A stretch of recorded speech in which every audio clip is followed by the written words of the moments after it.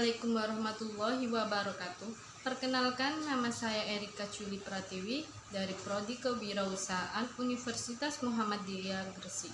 NIM 180404024. Langsung saja saya di sini akan menjawab beberapa pertanyaan yang diberikan oleh Pak Aris untuk saya mengenai bidang usaha saya. Poin pertama, latar belakang. Saya sendiri dilatar belakangi karena saya merasa sudah dewasa dan harus mandiri dan menghasilkan uang sendiri untuk kebutuhan sendiri dan memberikannya untuk orang tua. Karena itu sudah kewajiban saya karena saya sudah menjadi seorang yang dewasa dan sudah waktunya untuk membiayai kehidupan orang tua dan keluarga saya. Maka dari itu perlunya menjalankan sebuah bisnis. Dan usaha yang saya jalankan yaitu berada di bidang kerajinan handmade dan daur ulang. Ini dilatar belakangi karena saya menyukai sesuatu kerajinan yang terbuat dari tangan saya sendiri, dan ini adalah keunggulan saya untuk menciptakan sebuah karya dari tangan saya sendiri. Bisa juga ini dikatakan adalah passion yang saya miliki. Maka dari itu saya kembangkan dan memulai membuka usaha tersebut. Poin kedua, cara saya memenuhi konsumen ialah dengan melakukan sesi tanya jawab atau wawancara dengan teman. Misal, apabila ia ingin barang-barang bekas di rumah tidak menumpuk, apakah sebaiknya teman saya mau memberikan barang tersebut kepada saya? Dan saya akan bertanya kembali kepada teman saya, apakah ia ingin menjadi barang tersebut menjadi barang yang berguna dan memiliki nilai jual yang tinggi dan bermanfaat dan bisa pula dijadikan hiasan untuk rumah. Bila dia menyetujui, saya akan membuatkannya dan sesuai keinginan yang ia minati, tetapi dengan syarat membelinya kembali dengan setengah harga karena barang tersebut saya dapatkan dari dia. Poin ketiga, hal pertama yang sangat penting ialah sudah pasti memberi sapa dan tersenyum, lalu bertanya dengan tutur kata yang baik dan sikap sopan. Setelah itu baru mengenalkan produk dengan singkat namun mudah dipahami dan saya akan menawarkan produk saya.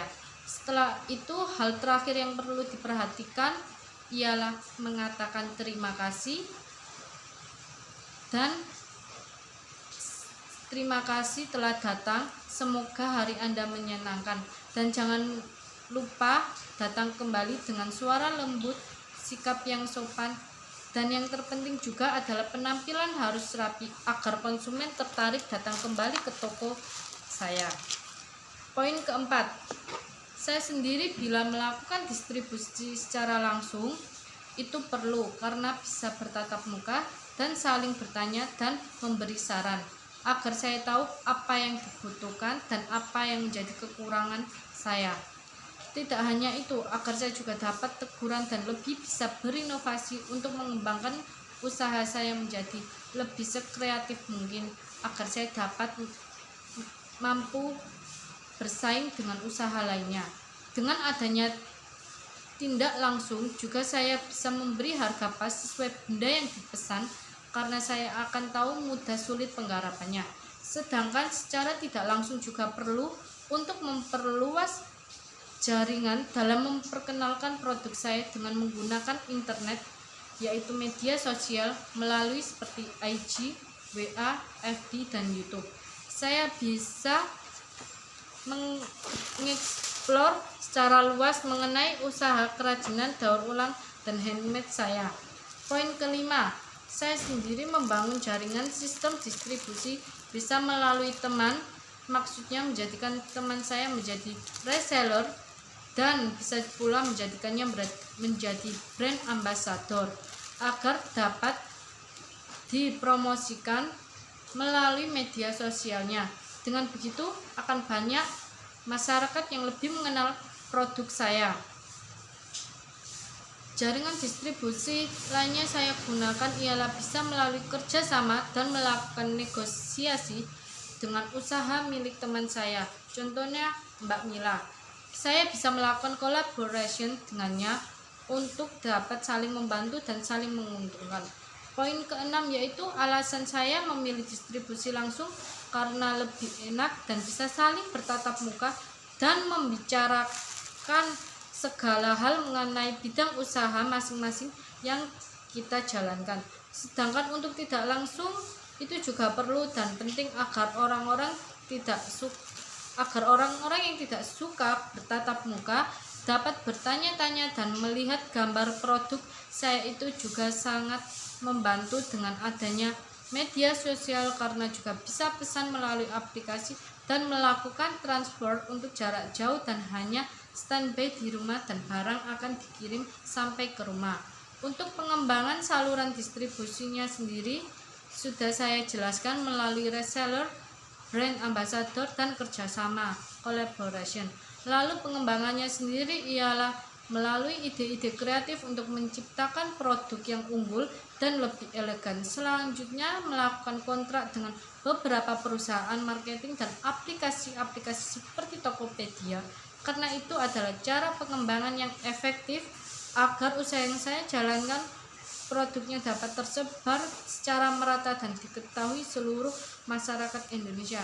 Saya di sini juga menunjukkan beberapa sampel produk saya. Ini adalah salah satu contoh produk yang saya kembangkan dari barang bekas, yaitu dari kardus, dan ini saya modifikasi berbentuk kotak untuk menjadikan hiasan dinding. Ini memiliki nilai jual tinggi bila kita mengelolanya dengan baik. Ini tidak hanya dari barang bekas kardus, ini juga dari kerang-kerang yang sudah tidak terpakai di pantai. Ini saya membuatnya berbentuk seperti rusa. Ada lagi produk yang saya kembangkan yaitu dompet yang multifungsi, yaitu dompet yang dari kain perca. Ini adalah beberapa contohnya. Ini dari beberapa kain perca, kain batik yang sudah tidak pakai, tapi saya sulap menjadi dompet multifungsi. Ini begitu banyak macam-macam model yang saya buat. Salah satunya ini berbentuk model sepatu. Saya juga sudah memiliki brand produk saya. Ini adalah brand produk saya, yaitu bernama Coca Craft dan saya sudah juga menjadikannya seperti stiker. Ini sudah juga terdapat nomor telepon saya.